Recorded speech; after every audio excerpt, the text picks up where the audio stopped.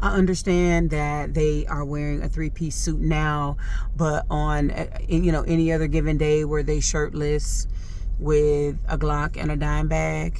What it do, love bugs? We are walking through grief. We are at the end. Thankfully, this has been a lot. And today we were talking about funerals, and I say what I had to say this morning, and people get into their feelings. But funerals, like I said, are for the living, and you will often see people standing up. They're making all of these flowery speeches. Everyone's in heaven. Everyone's on a t-shirt with wings at their back. And you look at their obituary, and they live their life in such a way that there was not one decent picture that could be used for the obituary, and all of this other stuff is cropped out, guns and drugs and inappropriate outfits, and they're zoomed in. It's super grainy because that's the only picture they could find. Even for the obituary, there was not one decent picture from their life. And all I'm saying is the funeral is nice. It makes the family feel better. It makes the friends feel better. They can have a nice choir at the church that had to be paid to do the funeral because they didn't even know the person that passed away. And they say some right words and, oh, they were lovely and they were this and that. But were they? And I'm not even talking about them. I'm talking about you.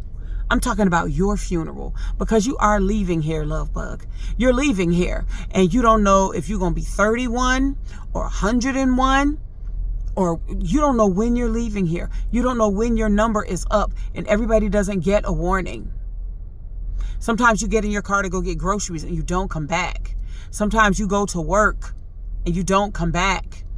Some people lay clothes out to get dressed. They get in the shower and they never come out. You might have a funeral and you might not, because during COVID, they were canceled. But in any event, you are coming to the end of your life, and there's going to be some kind of celebration or memorial or whatever in your honor. It might be a prayer around a grave dug by hand because the world is collapsing. But in any event, you're leaving here, and nothing anyone says about you after you're gone is going to impact what happens when you stand before God.